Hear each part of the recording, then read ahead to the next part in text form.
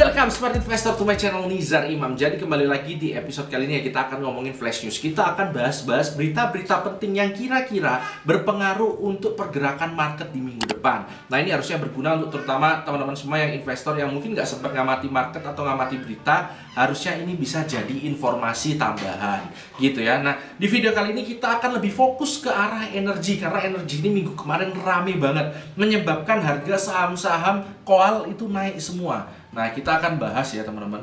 Kita akan bahas mulai dari koalnya.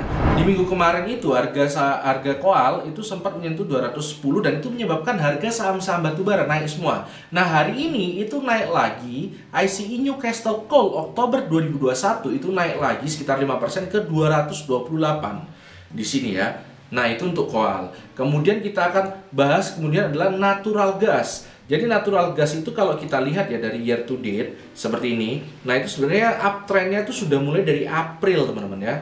Sudah mulai dari April seperti ini. Tapi untuk hari ini ya kita bisa lihat ya, ini ada koreksi sekitar 7%-an hari ini ya, minus 0,43. Ada koreksi seperti ini. Jadi natural gas lagi koreksi. Nah kemudian untuk nikel, kita harus tahu ya, setelah menyentuh ATH-nya di 10 September kemarin di 20 ribuan lebih, sekarang akhirnya koreksi ya, dan sekarang udah menyentuh di level 18 ribuan untuk nikel seperti itu. Kemudian berikutnya adalah CPO. CPO ini sekarang masih naik ya, ini masih kita bisa lihat di 4595 RM per tonnya. Nah seperti itu. Untuk emas sendiri kita harus ketahui emas masih stagnan ya, masih stagnan emas. Nah sekarang pertanyaannya, kenapa kok bisa seperti ini kira-kira? Jadi ini kalau kita ngomongin koal itu penyebabnya berasal dari Cina dan India. Ya seperti yang kita ketahui yaitu dua negara pengguna koal terbesar di dunia teman-teman. Nah sekarang kita akan kupas satu persatu per negaranya.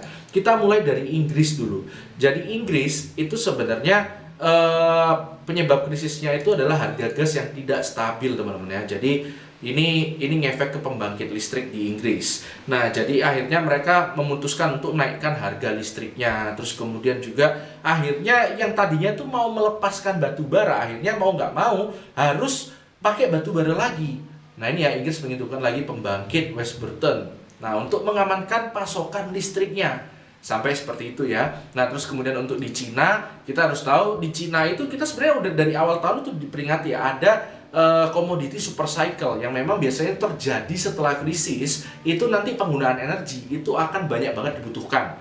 Jadi akan tambahan demand setelah krisis ya. Nah ini sudah terjadi teman-teman ya. Nah seperti ini. Jadi demand itu meningkat, tapi masalahnya ada pembatasan impor dari Australia juga.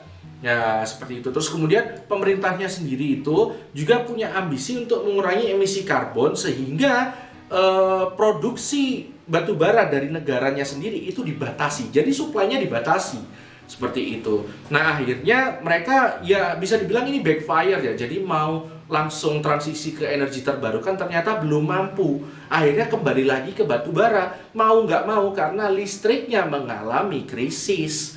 Kayak gitu. Nah ini terjadi di Cina. Nah sementara di India sendiri, India ini ternyata kan juga butuh banyak koal ya. Tapi melihat pergerakan harganya yang cukup banyak, mereka akhirnya mengambil posisi untuk mengamankan diri. Jadi mereka juga ikutan beli, sehingga ini menyebabkan demand juga meningkat dari India sendiri.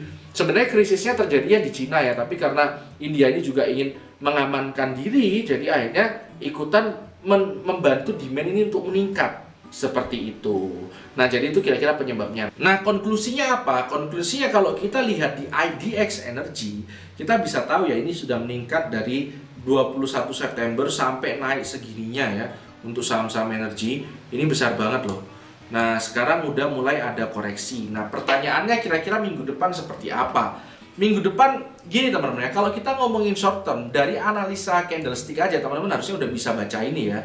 Ini inverted hammer seperti ini ya. Ini pasti menandakan akan ada koreksi. Tapi bukan tidak mungkin kalau memang krisis ini terus berlanjut, krisis energi di luar ini terus berlanjut, harganya akan naik terus ya, bisa jadi gitu. Tapi sekali lagi saya harus peringatkan sama teman-teman semua ya, kalau misalnya udah melihat setinggi ini itu baiknya nunggu koreksi aja ya. Itu cari aman sih memang. Kalau teman-teman ya memang mau ambil resiko ya boleh-boleh aja. Ini karena memang sebenarnya masih ada sih harapan untuk naik lagi, tuh masih ada. Krisisnya itu memang belum kelihatan penyelesaiannya. Tapi dengan naik yang udah setinggi ini, ya itu menurut saya cukup resikonya cukup tinggi ya. Jadi ini tergantung sama teman-teman semua. Nah, potensi naik masih ada, tapi untuk indikator-indikator jangka pendeknya, bahkan seperti candlestick hari terakhir ini, itu juga menandakan memang harusnya ada koreksi dulu. Seperti itu. Nah, mungkin itu aja flash news kali ini. Karena hidup harus imbang, tetap cerdas dan tetap santai.